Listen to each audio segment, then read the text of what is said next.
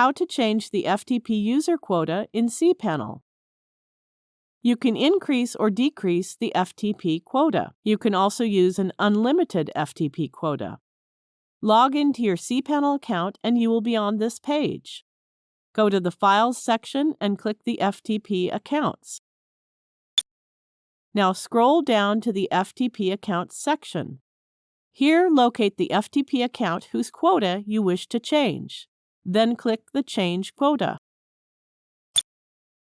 You can enter the size in numeric in this input box if this option box is selected.